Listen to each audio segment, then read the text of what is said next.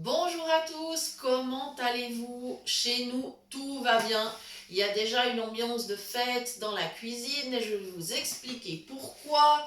Nous avons reçu des demandes pour des petits biscuits de Noël et donc aujourd'hui nous commençons la série et pour inaugurer cette série, on a décidé de vous faire plaisir. Il y aura un petit concours avec un petit cadeau à gagner. Donc restez bien avec nous jusqu'au bout. On vous explique tout ça.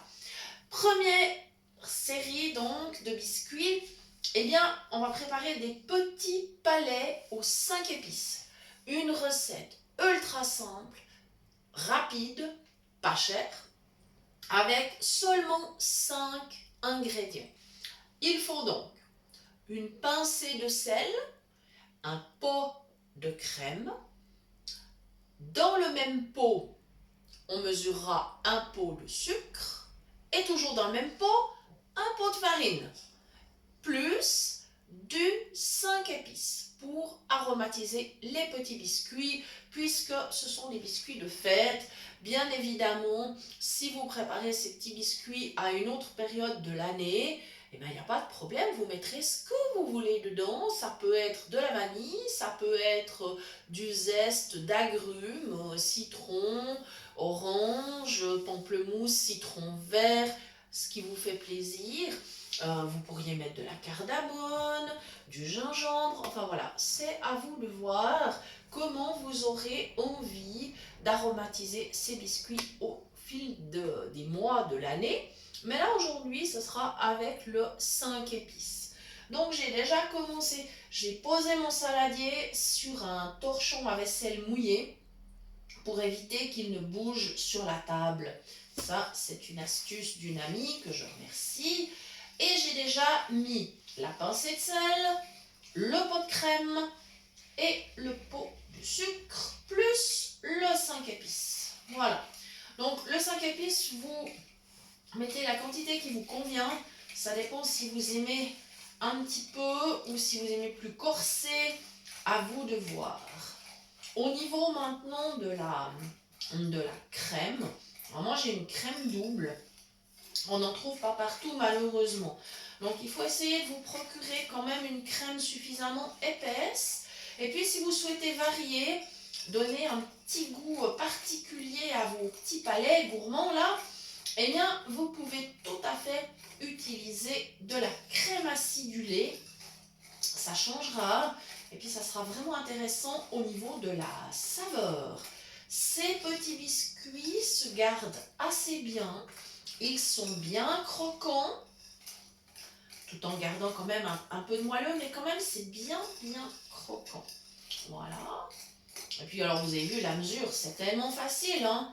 Un pot de crème, un pot de sucre, un pot de farine, la pincée de sel plus un arôme, c'est vraiment tellement simple.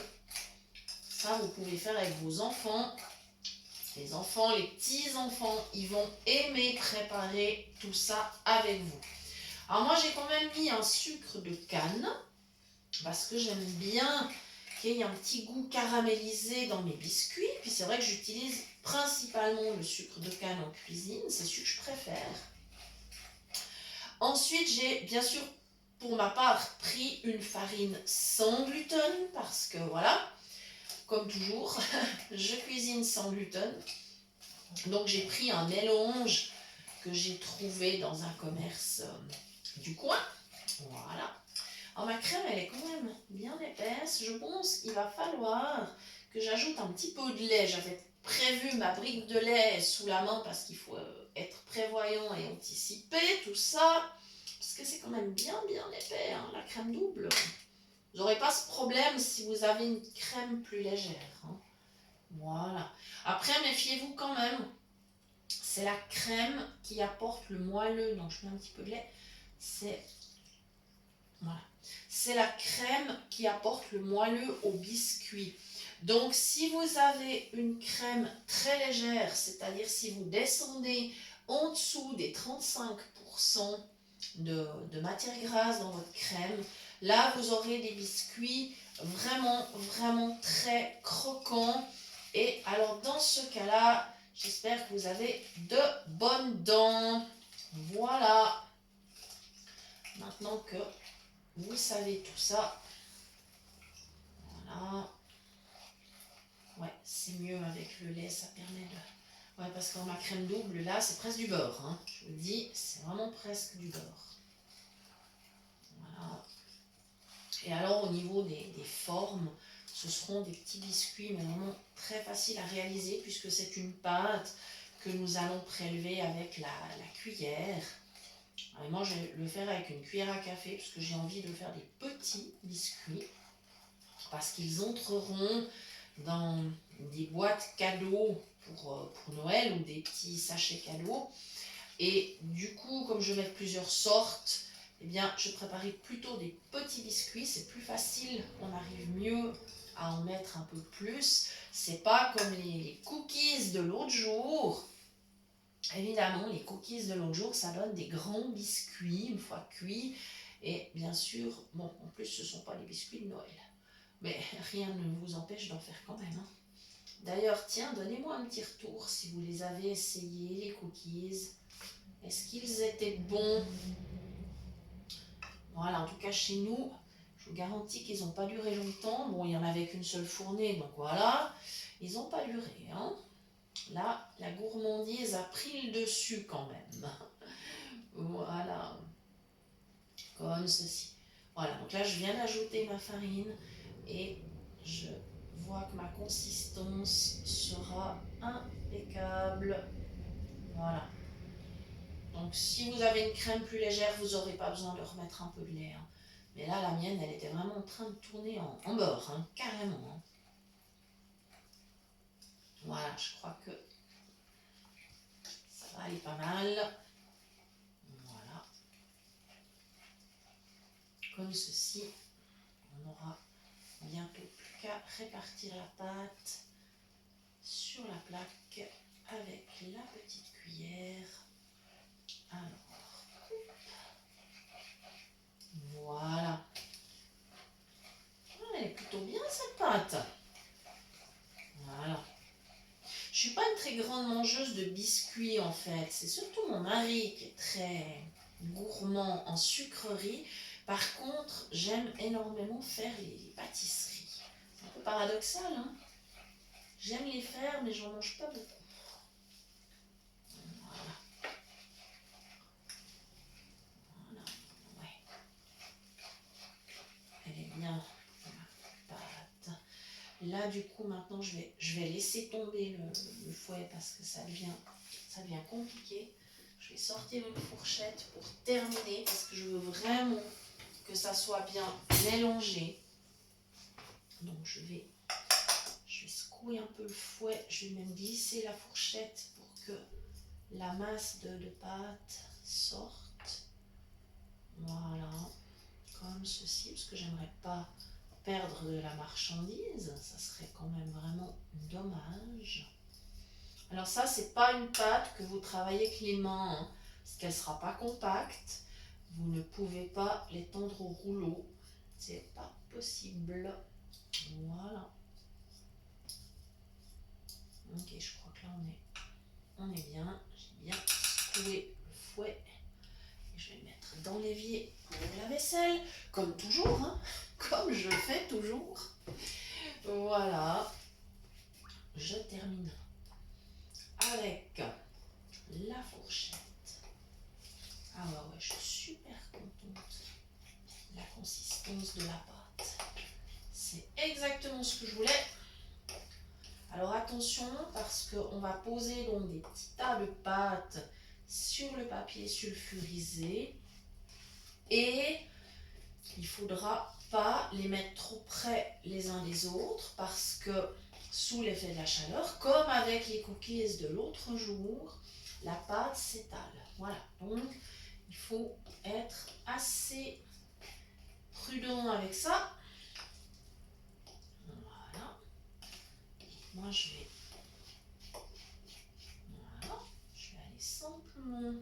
Voilà. Je vais enlever la fourchette et bien sûr je récupère la pâte parce que ça serait trop dommage. Voilà. Je me permets de la goûter. Désolée si je vous fais saliver devant la vidéo.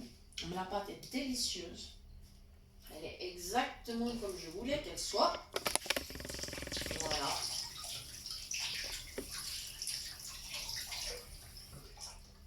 Ils seront vraiment super sympas. Si je ne les fais pas brûler, évidemment, parce qu'on ne sait jamais. Hein. C'est pas le tout de préparer de la pâte, après c'est la cuisson. Alors, temporairement, je déménage le saladier sur la plaque de cuisson qui est froide. Évidemment, hein, parce que si elle était chaude, je ne vous dis pas quelle catastrophe. Voilà. Le petit pot de crème, je vais le pousser plus loin parce que de toute façon, il n'y a plus rien dedans. Voilà. Et maintenant, ma plaque qui est garnie de papier sulfurisé. C'est tout simple. Je vais chercher une petite cuillère à café. Voilà. Et je reprends mon saladier. Et je vais commencer à mettre des petits tas de pâte. Voilà, voilà. Donc, voilà, le saladier à côté de la plaque. Je centre quand même sur la table hein, pour pas que ça tombe. Parce que j'aimerais pas trop casser mon saladier. J'y tiens beaucoup. Il est pratique. Voilà, maintenant, une cuillère de pâte. Et je commence au bout de la plaque évidemment. Avec le doigt, je fais glisser un petit tas. Voilà. Et je recommence l'opération. Voilà, et je vais faire toute la plaque comme ça. La cuisson se fera à 200 degrés. Ça va vite. Donc, première fournée, comme mon four est froid, je vais attendre 8-9 minutes, peut-être 10. Et à la deuxième, ça ira beaucoup plus vite. Ça sera peut-être 7 minutes. Ou... Voilà, il faut toujours vous tester avec la pointe du couteau. Ce qui vous donne une idée de la cuisson. Si vous avez une plaque de cuisson en silicone, c'est encore mieux, mais à ce moment-là, vous n'utilisez pas le couteau pointu pour tester, hein, parce que ça va percer la plaque et c'est dommage. Donc, voilà, dans ce cas-là, vous utilisez un couteau à bourron.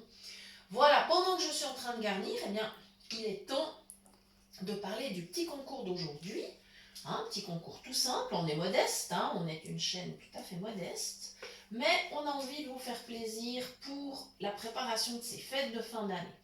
Donc, on va vous poser une question. Alors, vous allez nous envoyer la réponse par mail, et la toute première personne qui aura répondu correctement sur notre email cuisinepratique@mail.ch recevra un sachet d'épices pour pain d'épices. Parce que bientôt, on va également vous donner la recette de petits pains d'épices qui restent moelleux. Et là, vous vous régalerez. Alors, voici la question. Et donc, je vous rappelle bien la réponse sur notre email. La question, c'est sous quel autre nom connaît-on la badiane? Voilà, la badiane qui est un ingrédient justement des épices pour pain d'épices. Voilà, donc la question, sous quel autre nom connaît-on la badiane? Et donc la réponse sur notre email cuisinepratique@mail.ch, et la toute première personne qui aura répondu correctement recevra donc un sachet d'épices pour pain d'épices. Et avec son autorisation, bien évidemment, nous mettrons son nom ou son pseudo sur la chaîne. Voilà. Comme ça, vous verrez qu'on ne triche pas. Voilà. Super. Bah voilà les amis, je continue à garnir la plaque. Et puis, il me reste à vous remercier d'avoir suivi cette recette. Et j'espère vraiment que vous aurez beaucoup de plaisir avec ces petits biscuits. Ils sont vraiment délicieux et faciles à faire. Et je vous dis à très bientôt parce que la série Biscuits de Noël continue bien évidemment. Donc toutes les vidéos commenceront par l'intitulé spécial Noël. Comme ça vous saurez, sur toutes ces vidéos il y a les recettes de Noël. C'est un dossier spécial pour la fin de l'année. Voilà, donc nous vous remercions beaucoup de nous avoir suivis et nous vous disons à très très bientôt pour de nouvelles idées cuisine. Merci.